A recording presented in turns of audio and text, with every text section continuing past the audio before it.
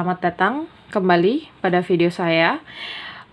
Di sini pada video kali ini saya akan membahas mengenai hukum utama hidrostatis. Sebelumnya kita sudah pernah mempelajari mengenai tekanan hidrostatis, di mana tekanan hidrostatis disimbolkan dengan P atau pH dengan rumus Rho kali G kali H, kan seperti itu.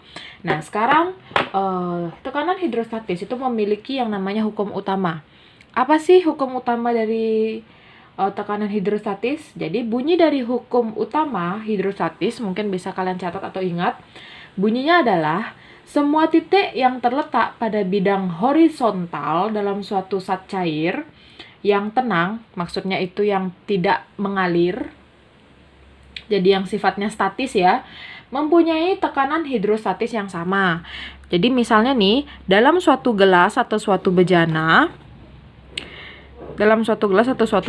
terdapat zat cair tertentu, lalu terdapat titik A, B, dan C.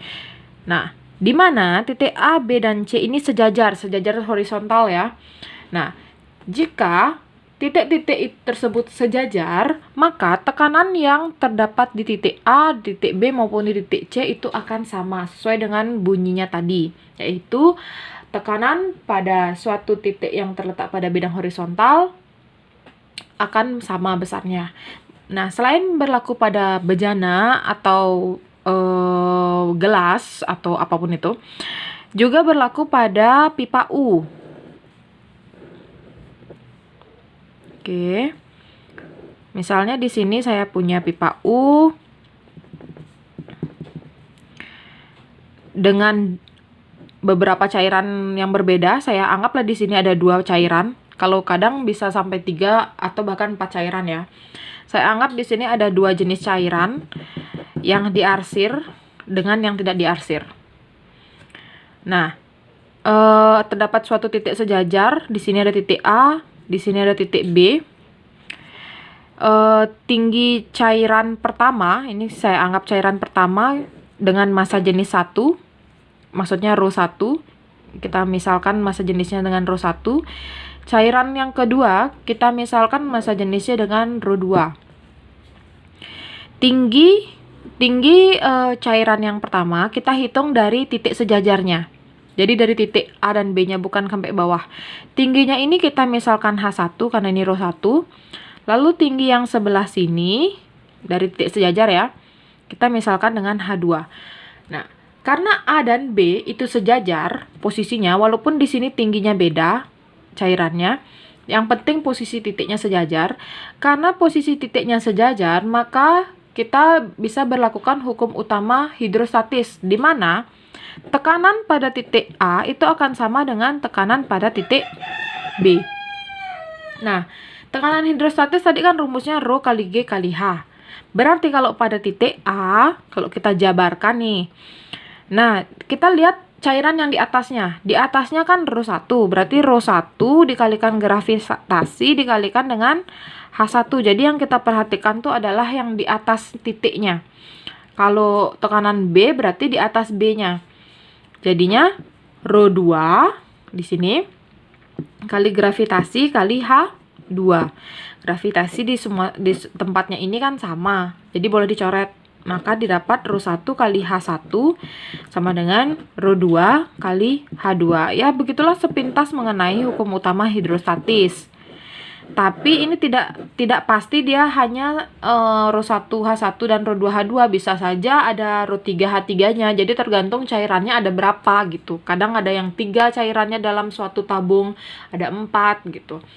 Intinya adalah tekanan pada titik ini akan sama dengan tekanan pada titik ini. Jika cairannya di atas titiknya ini, misalnya di atas titiknya ini ada 2 cairan ditambah lagi 1, maka nanti tinggal ditambahkan saja di sini. Seperti itu. Oke, di sini misalnya saya punya contoh soal, ada suatu bejana berhubungan atau bejana U.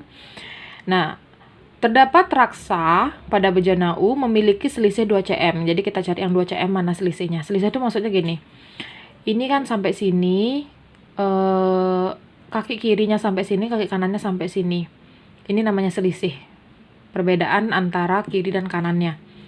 2 cm berarti yang diarsir adalah raksa. Yang diarsir adalah raksa ya. Nah, ini adalah cairan yang ditanya. Kaki sebelah kiri berisi zat cair yang tingginya 25 cm, maka tentukan massa jenis zat cair. Kita tidak tahu itu zat cairnya apa, jadi otomatis kita tidak bisa melihat di tabel itu massa jenisnya berapa. Kalau kita tahu, mungkin kita bisa melihat massa jenisnya. Nah, jadi caranya salah satu cara untuk mengetahui massa jenisnya adalah menggunakan tekanan hidrostatis. Nah, di sana ada tekanan diketahui berarti H1. Ya, kita boleh anggap ini 1 dengan 2 ya. H1 sama dengan 25 cm. Lalu rho 1 yang ditanya. Rho 2 kita anggap raksa. Rho 2-nya ditauin 13,6 gram per cm kubik. Lalu H2-nya ini 2 cm. Lalu kita pakai cara seperti yang tadi. Saya geser dulu. Ditanyanya itu rho 1. Kita bisa menggunakan rumus yang tadi. PA sama dengan PB. Karena ini A dan B. Kalau di sini P dan Q ya kamu bisa pakai PP dan PQ. Kalau misalnya 1 dan 2, P1, P2 itu A dan B itu hanya simbol ya. Jadi, nah, di A itu ada cairan 1 dan H1. Hanya ada satu cairan, berarti rho 1 kali H1 gitu aja. Sedangkan di B itu ada rho 2 kali H2, karena ada cairan 2 di atas titik B. Kita masukkan. Rho 1-nya dicari, H1-nya 25 cm. Kita tidak perlu merubah ke meter karena ini berupa perbandingan. Jadi yang penting satuannya udah sama. Kalau cm, cm semua, gram-gram semua, kayak gitu. Rho 2-nya 13,6, H2-nya itu 2. Jadinya rho 1 sama dengan 13,6 kali 2 dibagi 25. Sehingga diperoleh rho 1-nya, diperoleh hasilnya itu 27,2 dibagi 25, sehingga diperoleh 1,088 gram per cm kubik. Kenapa gram? Karena ini di sininya rho 2-nya juga gram per cm kubik. Simpel banget ya, sangat mudah. Nanti jika seumpamanya cairan yang di atasnya ini lebih dari 1, di sininya nanti kalian tambahkan. Misalnya di sini ada 2 cairan, maka dia rho 1 kali H1 tambah rho 2 kali H2 sama dengan rho 3 kali H3, seperti itu. Oke. Semoga kalian mengerti mengenai tekanan hidrostatis. Jadi sebenarnya hukuman utama hidrostatis, jadi sebenarnya simpel banget ya. Oke, kita akhiri video kali ini sampai sini dulu. Semoga kalian memahami apa yang saya maksud.